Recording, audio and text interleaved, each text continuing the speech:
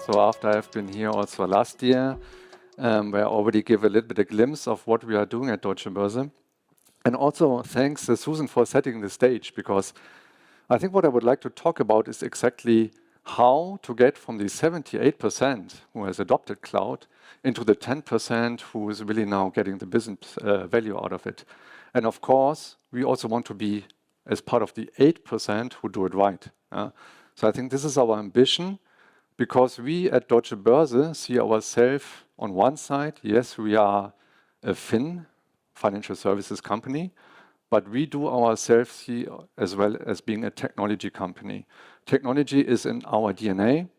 If you look at all our core business processes around trading, clearing, settlement, everything is fully digitized and everything is running on application, purpose-specific, custom-developed systems which we develop and operate, right? So my name is Tueffers. I'm responsible for the Cloud Center of Excellence at Deutsche Börse.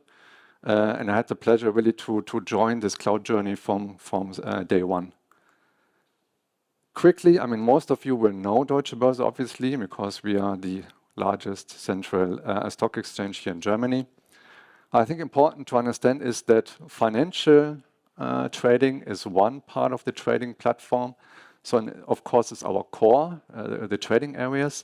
But if you look in the last couple of years, other areas of trading have really emerged. So we operate the largest power exchange in Europe, for example. Then, of course, all the topics around digital assets, crypto, FX trading. These are also all platforms which we try to accommodate. So we really want to provide a broad, very diverse portfolio to our customers where they can trade all kinds of asset classes. Next to the trading, which is really the core of our systems, we have what we call pre-trade. This is what you see on the left upper side. This is providing our customers with all the data and information they need in order to implement their proper trading strategies.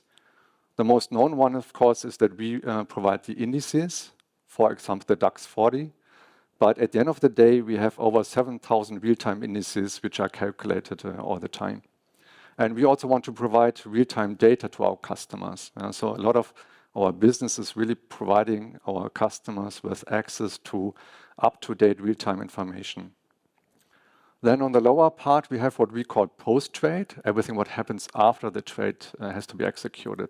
Trades have to be settled. We also have an application which is called Vault, which is really about vaulting the physical securities as well.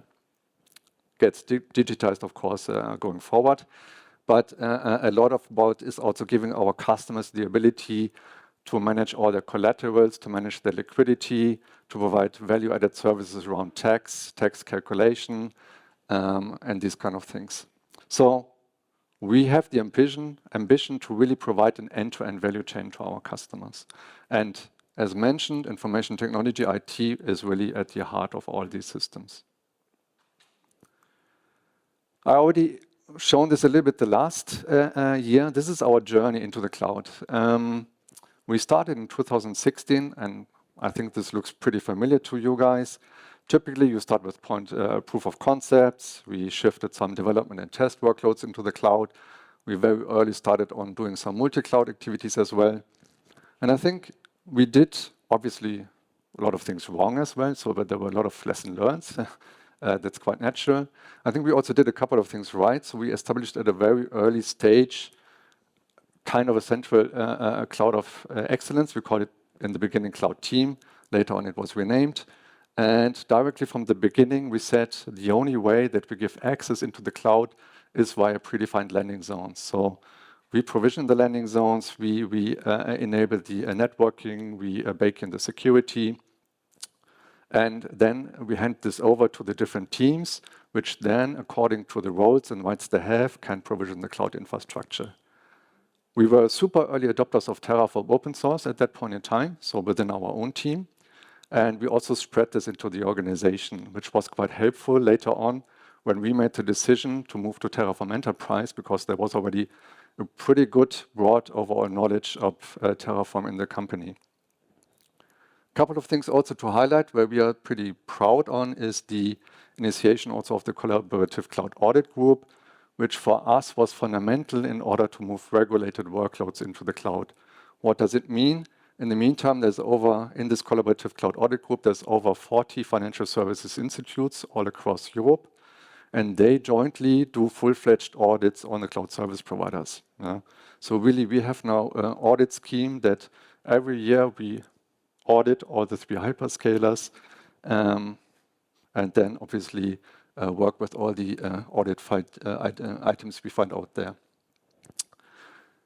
Obviously, these 6-7 years which we have there were mainly driven by IT. So it was really IT for IT.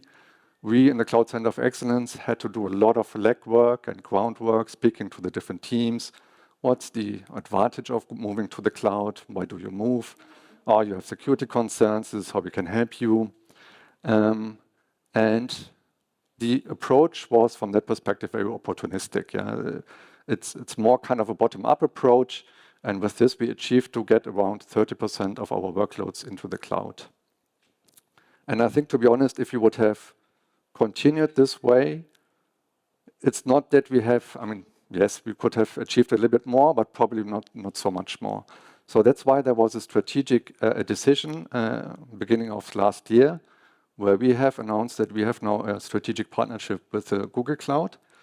And obviously, strategic partnership is not only that you announce that you work together, but there's also, of course, a commercial construct behind. On one side, of course, we commit to put large parts of our workloads into the Google Cloud. On the other side, what we get back is discounts, clear, but also on the other side, a large investment into driving our next transformation. So this was the kickoff of our Hyperion transformation program. And the big difference is now, and this is the link back to what Susan mentioned, is now we are not speaking about bottom-up IT for IT kind of transformation, but now we have really a business-led transformation. Hyperion as a program is really steered from the top. So our CEO now has quarterly reviews with the cloud CEO from Google, and also the program management directly sits under the CEO. This is also reflected in the structure of the transformation program. We have mainly 4 work streams, and only one of them is still only IT. This is the first one, which I'm also heading. This is the cloud migration work stream. This is, I would say, the bread and butter work stream. This is what we need to do in order to get to the commit. This is where we now have established a migration factory, where we systematically take all the applications, analyze them, and put them into the Google Cloud. And with that, we have the ambition to move overall 70% of our complete IT estate into the cloud. Quick side note, why is it not 100%? If you look at our IT landscape, we still operate ultra-low latency trading systems.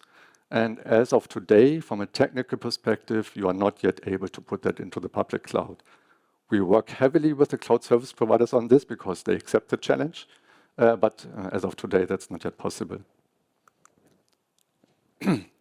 From that perspective, in this work stream, we also track the overall program business case, because as we are the main driver for the overall commit, and also the main driver to get the workloads into the cloud, we are also responsible then, for example, to close down data centers, and with this, responsible for the overall business case. And obviously, continue to work there also, and we see that later a little bit on the cloud security topics. Now, the next 3 work streams are really the more interesting ones, because that will drive our business value going forward. The first one is data and analytics. That's also a little bit more the common one. So here it's about making the access to all our data, which we have in all the different systems, available to everyone by putting a data mesh on top. Commercialize that by establishing a DBG marketplace, which will be then for our customers the one-stop shop where they can get access to all our data, and underpin that with a centralized management and governance structure for data. More important is the next one, is where we now say, okay, now we have all our existing trading systems, but let's speak now what will be the trading of the future. And this will mean that we will build a complete new trading platform for digital assets in the cloud and cloud native from that perspective. And not only doing so, but also making sure that with all the knowledge we have to run trading platforms, making sure that this is also fulfilling all the regulatory requirements. And with this, of course, if you look at all the crypto exchanges which do exist, this will be a big change, of course. So our ambition is with this digital asset platform that we also fulfill the regulated market operations requirements, and with this can also offer this to all the institutional grade customers which we have. Obviously then is to make sure that we can support all kinds of digital assets, so being it crypto sports, crypto derivatives, and also connecting here the on and off chain world as well. This is then underpinned with our digital securities platform. So here speaking about how we can digitize the complete issuance process for securities from the beginning up then to the end.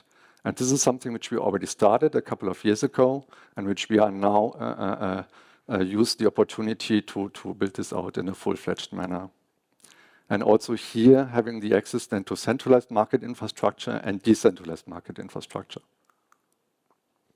So with this then obviously we come to a complete new world where we have then same-day issuance of new securities, improving the process and reducing with this and of course dramatically the costs of issuing new securities. Now these four are the main work streams of the Hyperion program, and this is then underpinned by a couple of cross streams, how we call it, which drive the overall security and compliance posture. So cloud security is looking into, we want to do fundamentally things a little bit differently than we did it in the past. We want to make sure that whatever our teams are doing in the cloud is secure by default.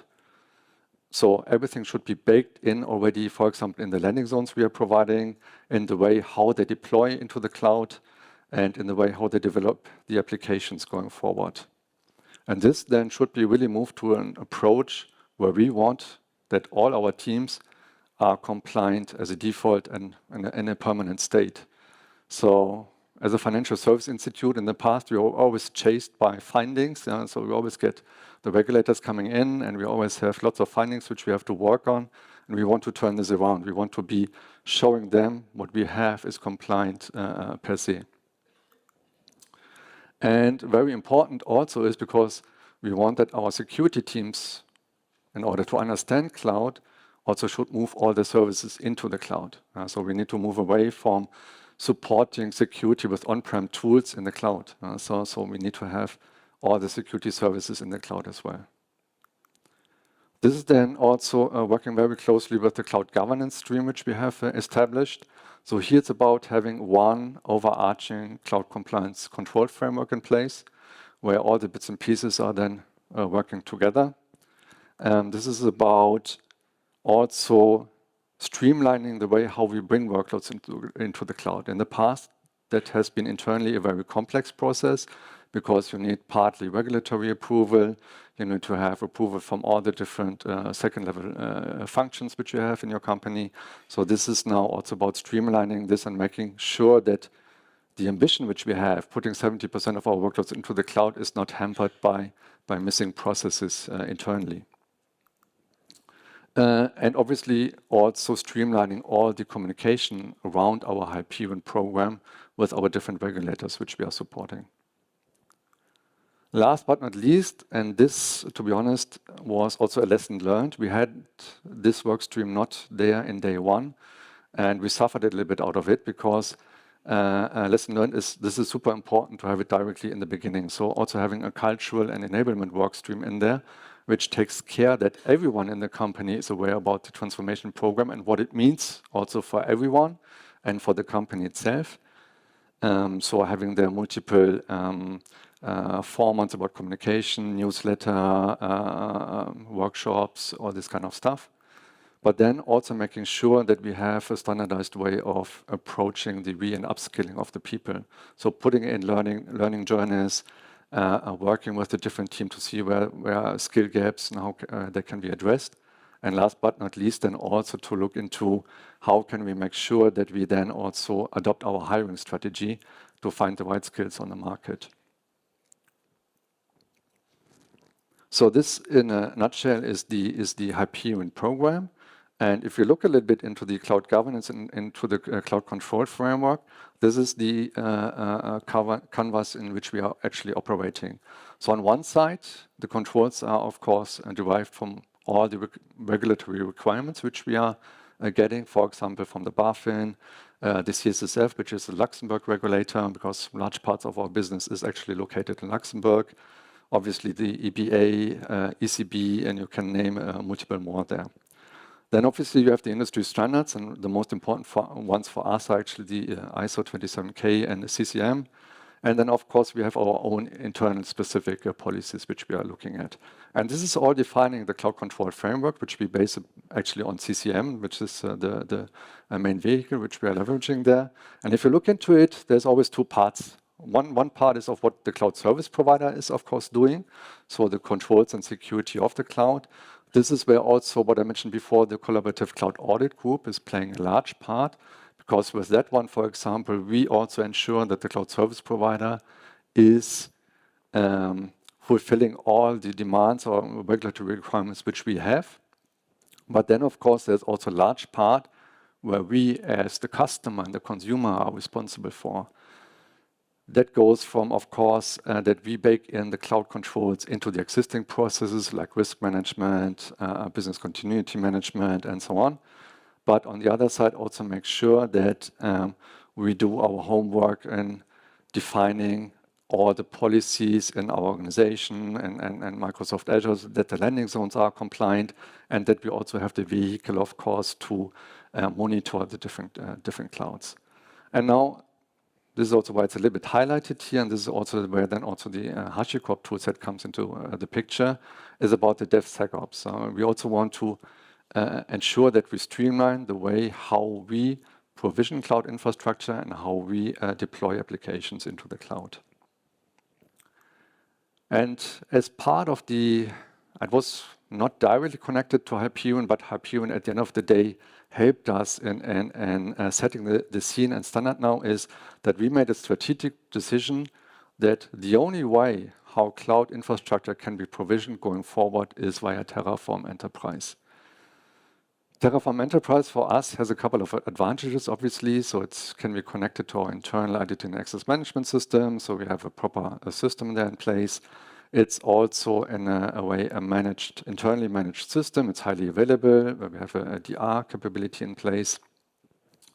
And obviously it helps us to streamline and control and funnel everything which goes into the cloud via this one place, where we can then turn on policies with policy as code, and where we can then later on also monitor whenever we have something which is not compliant with drift detection, that we have then also the corresponding alerts.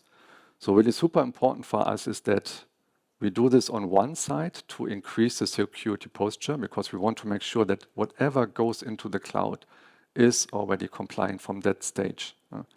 But the second thing is we use this also to accelerate our move in the cloud, what I mentioned before. And this is obviously because Terraform allows you to develop already a lot of pre-baked modules. So the way we did it is we use the private registry module here, and we develop for every, in that case, Google service, we develop a Terraform module. And we don't develop it out of the blue, because there's also already existing Terraform modules out there from the cloud service providers and so on. But we adopt them to bake in the security. And the way we do it is our group security, internal group security, develops for every Google service a security baseline, which puts out what the security requirements are. And this is then turned into code, where possible, of course, that this is then already baked into the predefined modules. So obviously, the sequence, and in the meantime, it might have already continued. The sequence is we took the most important services first, which is typically GCE, GKE, Cloud Functions, Cloud SQL, Cloud Storage, and so on. So to have all the core modules, of course, available.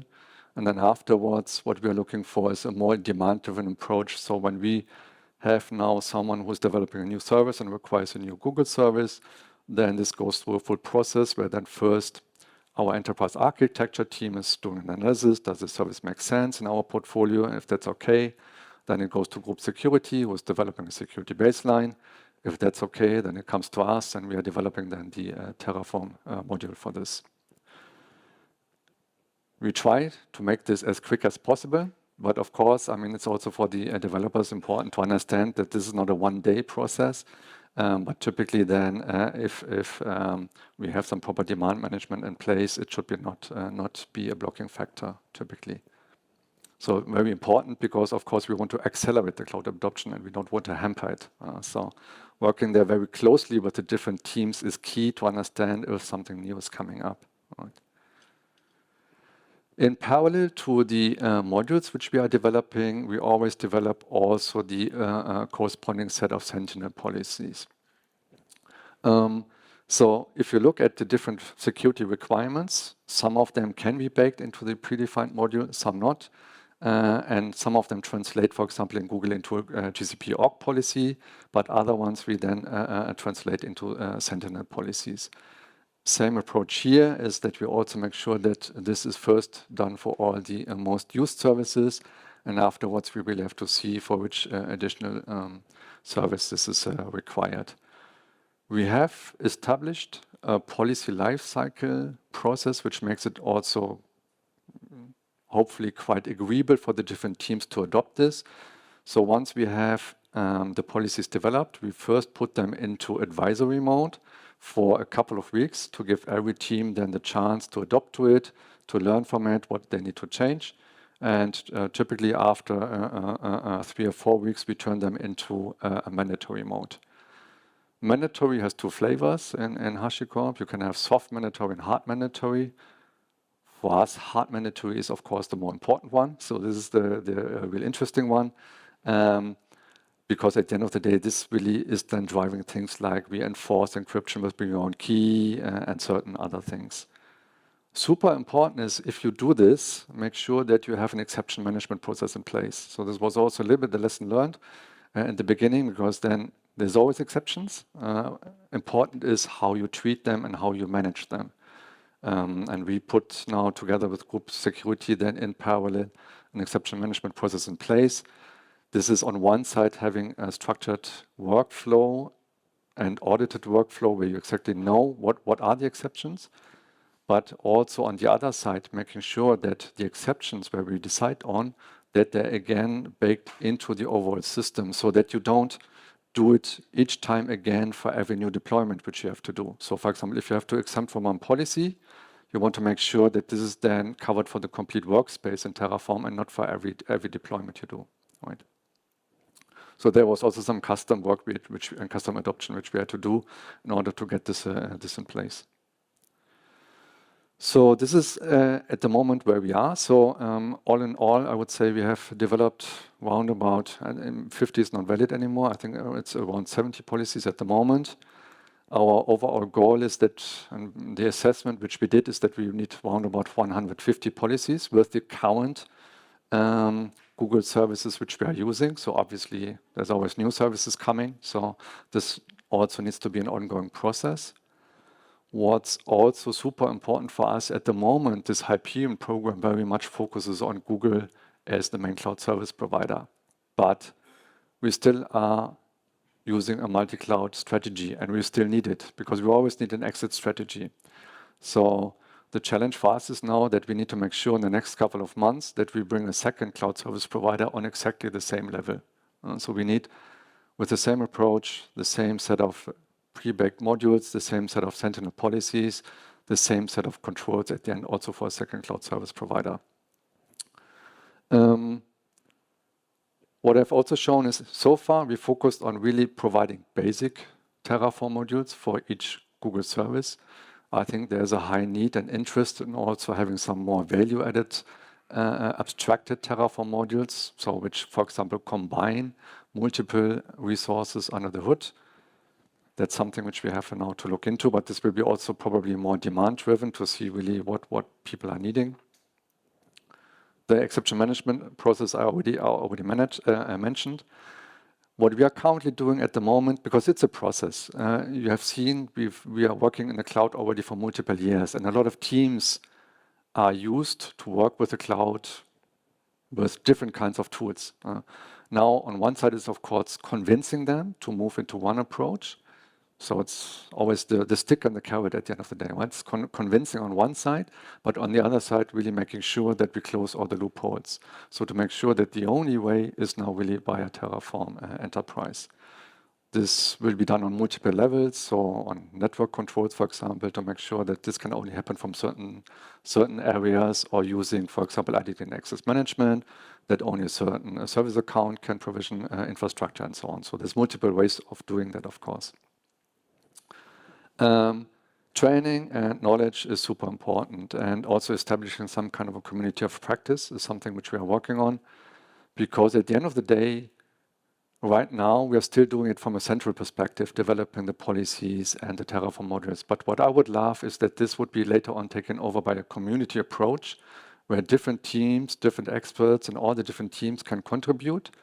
Obviously, the control will still sit centrally, so only there's one team which approves certain policies and approves does some certain quality checks. But at the end of the day, in order to make sure that we are not a blocking factor from capacity perspective, we need to have much more hands and shoulders working on this together. And I think that's what I wanted to talk about. Thanks a lot.